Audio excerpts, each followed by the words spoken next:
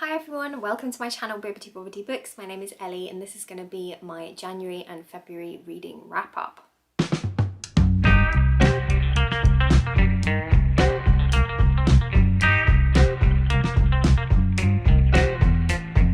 So I haven't read much this year, not going to lie. I haven't had the best of starts to my reading year, but that's okay. This is a place of no judgment and I still read, a decent handful of books, and I think the main reason why I don't have a whole load of books to talk to you about today is because I've been keeping to my word and I've been doing better at DNFing books and putting books down that I'm not in the mood for, which is something that I have historically struggled with. So I'm proud of myself for doing that. And also I went away on honeymoon for 2 weeks where I read absolutely nothing, and I've also been a little bit poorly and things. So it's been a little bit of a turbulent start to the year, but that's okay. I'm excited to talk to you about these books anyway because honestly I've enjoyed them all. So yeah, super excited. So I'm just going to jump straight in with the first book, which is actually a non-fiction, which is unlike me. But yeah, I read Into the Planet, My Life as a Cave Diver by Jill Heineth. So Jill Heineth is one of the world's most renowned cave divers, and this is her first-hand account of what it is like exploring the hidden depths of the oceans and exploring sunken caves inside our planet. And this is just such a fascinating subject for me personally, because I think the whole idea of cave diving, of exploring the oceans, is both fascinating and terrifying. And I'm sure you can imagine this is a career that is incredibly dangerous. It is difficult both mentally and physically, and Jill Heineth talks a lot about the kind of split-second decisions that she has to make when she's going on these dives, because she really is in life or death situations. You really have to get a control over your anxiety to give yourself the best chance of surviving in some of these situations. And it is honestly pretty harrowing at times. She talks about how she had to go and actually recover the body of one of her friends and colleagues who sadly passed away during one of these dives. So that is of course an incredibly traumatic experience. And this is a career where a lot of people do lose their lives just because of how dangerous it is. So yeah, it's so fascinating finding out about it. And she talks about obviously her experiences growing up and the reasons why she was drawn into this career in the first place, and how it's very much kind of her calling really. It's something that she is hugely passionate about, which really comes across in this book. And she also talks a little bit about the sexism within the industry, because cave diving is of course a very masculine, very male dominated field, and so she had to face quite a lot of barriers on her way to becoming a successful cave diver. So it touches a little bit on her experiences with that as well. So yeah, all in all, this was really fascinating. It's a really easy writing style. It just feels like she's chatting to you, so it's not intimidating at all. There's not too much jargon. It's just very easy to follow along. You feel like you're just sitting in the room with her while she's talking to you about her experiences. And there's also quite a lot of pictures in here, which I like. So we have some photos of her, which just again just brings it into sort of reality and makes you realise this is a real woman that we're talking about. And there's also some pictures of her on her diving missions as well, which is nice to have that visual. So yeah, really enjoyed this one. Obviously it's quite a niche topic, so I'm not sure I can recommend it to you, but if you enjoy cave diving, if you want to find out about someone's experience doing that, then I would recommend this book because I had a great time with it.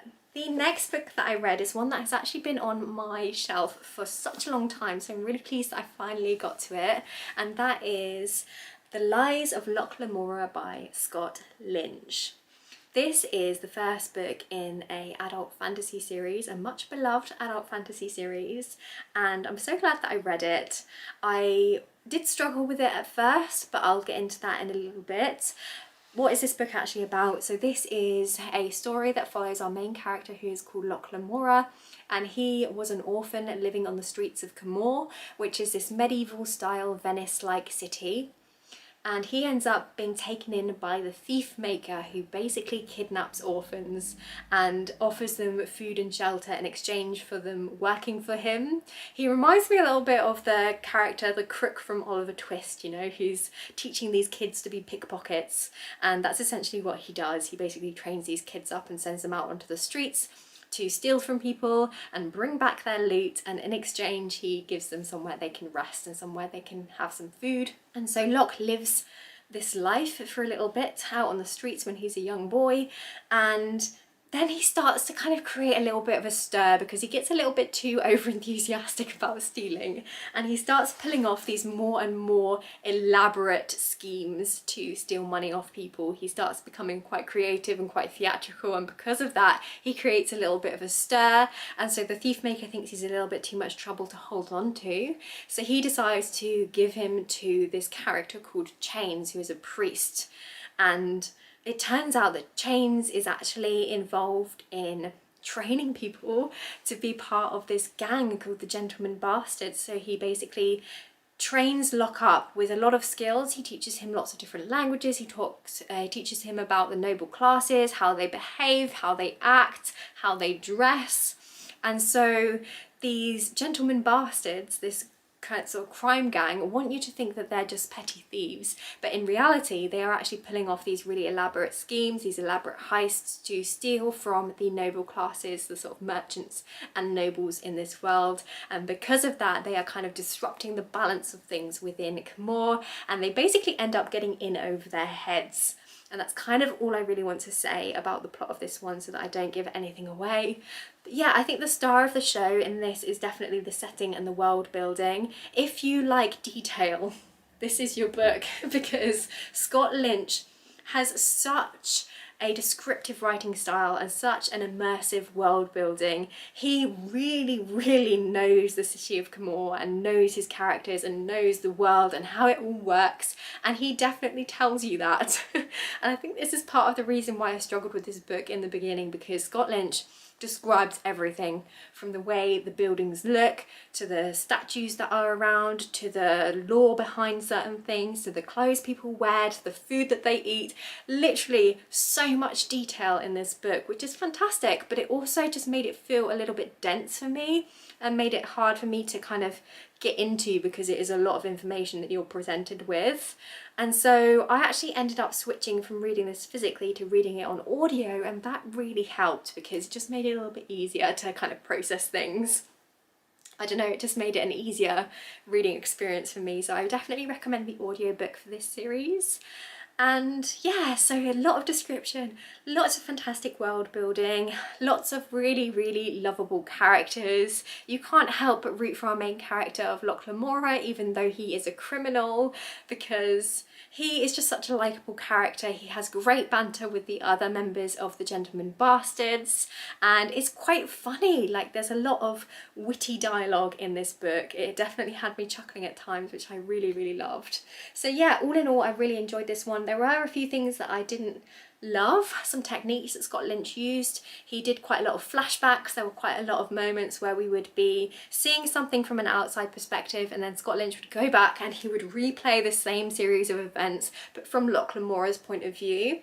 And I think that's so that we can see how Locke pulls off these pranks, because, you know, we'll see things from the outside perspective and you'll be like, how on earth has this happened? And then Scott Lynch will throw you back and you'll replay it from Locke's point of view, so you can see what he's doing to make the events unfold the way that they do. So I can kind of see why he does that, but it did kind of frustrate me a little bit because it felt like we weren't getting anywhere. We were just going back and replaying things. And he also uses a lot of flashbacks to just give you a lot of information about the world and about the characters. So if that's something that frustrates you, then just be warned of that in this book, because I do feel like there were moments where I was getting really invested in the story. I was really worrying about our characters and what's going to happen. And then we'll get a flashback and it won't be, you know, it'll be many pages, like 100 pages or something ridiculous, until you get back to that plot line. So yeah, a little bit of pacing issues for me with this book, but overall I really enjoyed it. I loved the characters. I thought the world was fantastic. I love the city of Camorr, the fact that it's like a watery city where you have all of these canals, and yeah, I just really enjoyed the audiobook. So yeah, I'm glad that I finally read this one, and I have already started the second book in this series, which just shows you that I have enjoyed it. Okay, so the next book that I read was Record of Spaceborn Few by Becky Chambers. This is the third book in her Wayfarer series, which is a series that I just adore. I've actually adored everything that I've read of Becky Chambers. She's definitely a favourite author for me. I just think she has such a delightful writing style, and she just writes characters so well, and you can't help but feel invested in her characters and just enjoy her world. But yeah, in this book we follow several different characters, and it's very much focusing in on this fleet of ships that house a lot of humans. So basically it's set in the far-flung future where humanity had to leave the planet Earth because it was dying and it was no longer safe for them to stay there. So they took to the stars. Some humans ended up creating a colony on Mars, others stayed on this fleet, and they travelled through space for years and years and years, generations and generations, until they ended up finding other intelligent life, and they ended up kind of staying in one place, orbiting this sun, but they still live on these spaceships. And so the story is very much about life in the fleet, you know, day-to-day life, what it is like living on a spaceship, not tied to a planet. And it follows different perspectives. So we have a teenager who lives in the fleet who is kind of trying to find out who he is and is pushing boundaries a little bit. We have a mum who's raising 2 young children. We have a older woman who is basically housing this alien who has come to the fleet to study humans and the way that they live. So that kind of discusses how having this other person, this other alien person, come and live with you affects your dynamic within your family. And it also has a young man who isn't actually from the fleet, so he's a human, but he lived on a planet. So basically when humanity found other intelligent life, some people chose to leave the fleet and to go and form their homes on other alien planets. So he is from an alien planet but decides to go back to the fleet to, I guess, find his roots, and so we follow his perspective as well. And it's really fascinating. It deals with a lot of themes of identity, what it means to be a human but to no longer live on planet Earth, how that would affect your sense of community. It talks a lot about, you know, the idea was that this fleet would travel through space to find other intelligent life, but what happens when you get to your destination and you no longer really have that purpose. It also talks a little bit about how for such a long time humans thought that they were the only intelligent race in the universe, and what it would mean to meet other people who have more advanced technology than you, who are more intelligent than you, and how does that make you feel about yourself and your place in the world. And it also deals with a lot of really human issues, and this is what I really love about Becky Chambers, because it's a sci-fi book, but a lot of these issues are so relatable. So, you know, we've got this mother who's just trying to raise these 2 younger kids, and she's trying to balance her work life and her family life, and that's something that I feel like is very relatable. And you've got, you know, a character who's a teenager who is kind of pushing boundaries, trying to find out who he is, and all of these very like human issues and human things. And it's just such a celebration of what it means to be a human.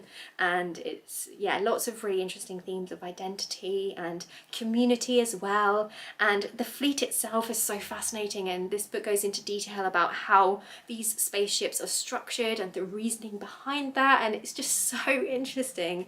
So yeah, I just adored this book. I loved all of the characters in here. I felt for all of them and everything that they were going through, and I just thought it was such a delight. So yeah, highly recommend this author and highly recommend this series if you haven't tried it already. Okay, so next up we have a young adult book, and this is called The Ghost Bride by Yangzi Chu. This is a book that really surprised me. I thought I was going to like it, but I didn't think I was going to enjoy it as much as I did, and I just thought this was so wonderful. So this is a coming of age story that is imbued with Chinese folklore, and it follows our main character, who is a young woman called Li Lan, and she is the daughter of a was wealthy family. So basically she's part of this noble family, but they are now bankrupt because her father became incredibly depressed following the death of her mother. He sort of is continually grieving for her mother, and he ended up becoming addicted to opium, and because of that his business went down, and so they don't have much money anymore and they're in a little bit of a financial crisis. And then one day Lilan is presented with a offer from a very wealthy family called the Lim family, and they basically want her to become a ghost bride. So they want her to marry their son who recently passed away.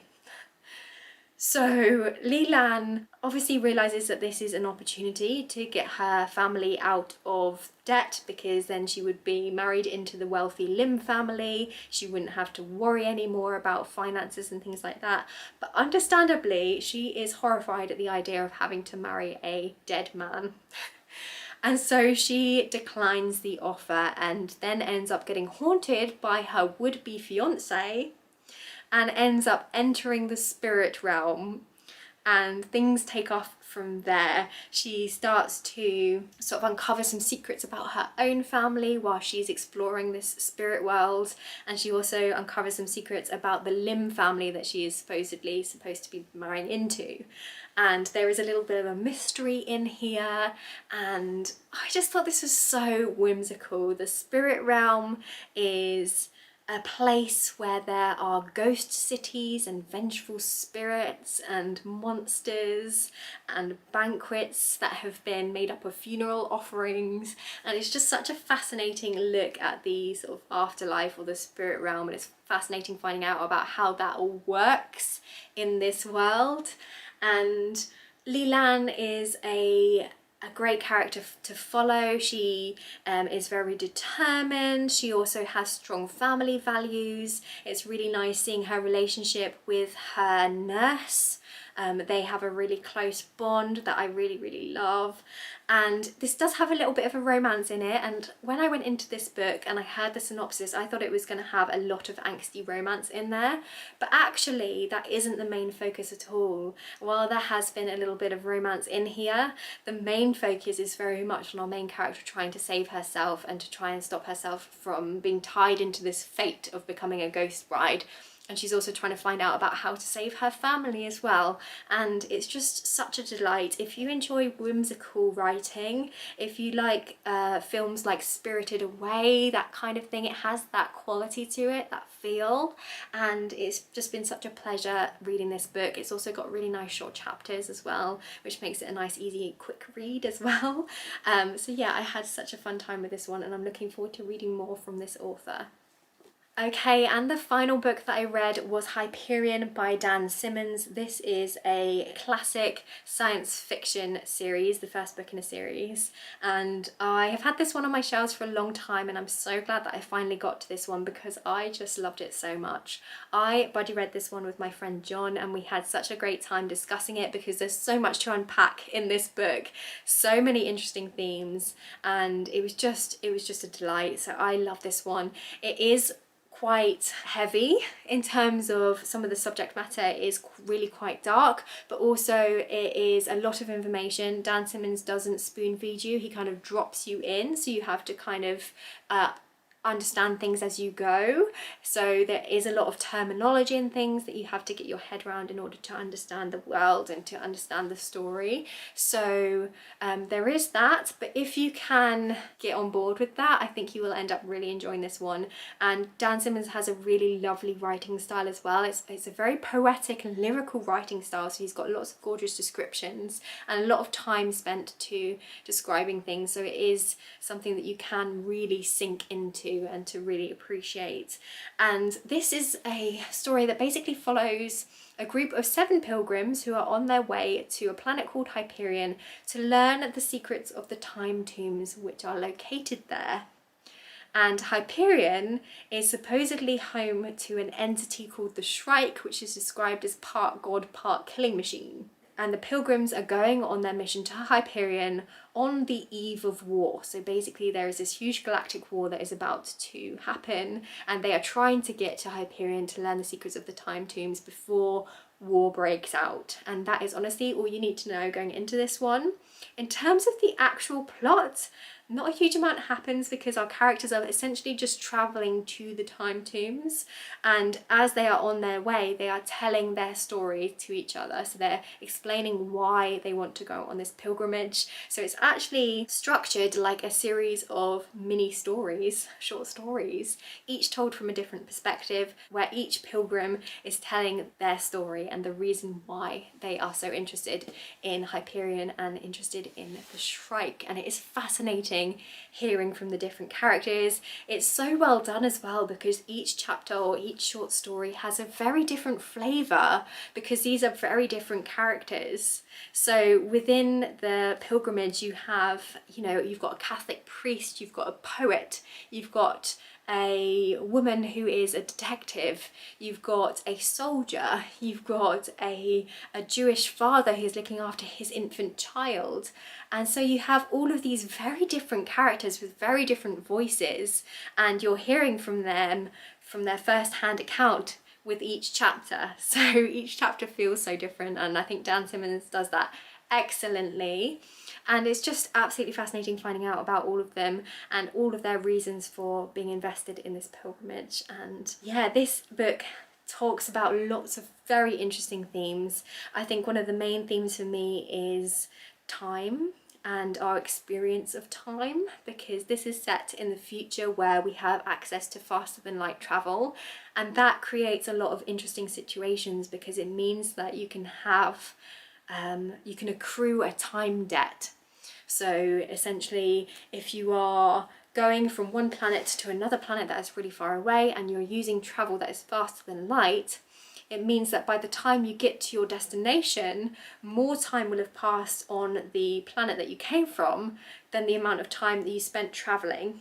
It's hard to get your head around, but essentially you accrue a time debt. So you might travel for a couple of months to a different planet, but then the people who you left back home have experienced years and so much has changed for them. So it means that you can have parents who are actually younger than their children, and really strange situations like that. And in this book you also have AI characters who essentially live forever, so they experience time very differently to us. You also have characters who have been able to prolong their life and live for hundreds and hundreds of years because they've spent a lot of money on medical and cosmetic treatments.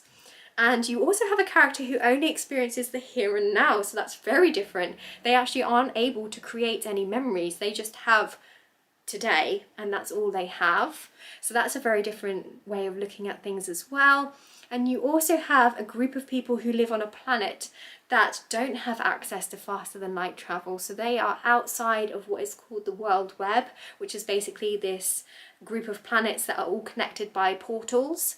But this planet doesn't have a portal, so they can't just like faster than light travel to other planets.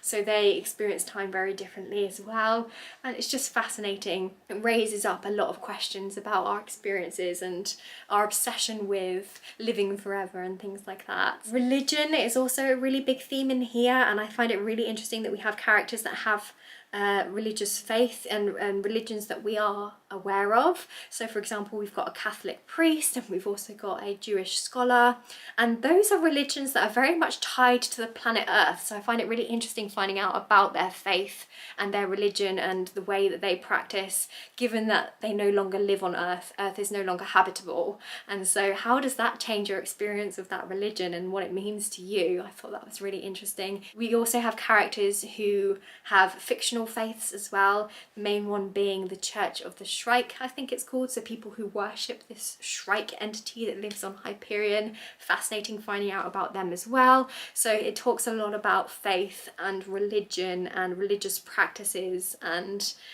things like that, which I thought was very, very interesting. There's also a lot of discussions about having purpose in your life.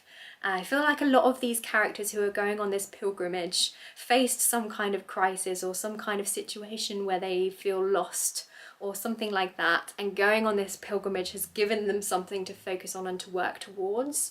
So a lot of it is kind of about your sense of identity and having a purpose in your life, but also a little bit about fate as well, because it's not clear whether these characters have been kind of manipulated into going onto this pilgrimage, or whether they're doing it out of their own accord, or whether it's fate kind of situation. So yeah, there's so much to unpack with this one, but if you enjoy the sound of any of that, I would recommend it. Yes, it is a lot of information, but I don't think that it's done in a way that is too unapproachable. Like, I think you know, I struggle sometimes with getting my head around lots of information, and I still managed to read this one and understand almost everything. I feel like some things went over my head a little bit, but you know, he has a really lovely writing style, and I think the main star of the show is the characters. So I think if you're interested in characters, and if you want to find out about the world through the eyes of different people's perspectives, then I think that you would really enjoy this one. And if you like description as well, you'll probably enjoy this one, because there's lots of gorgeous prose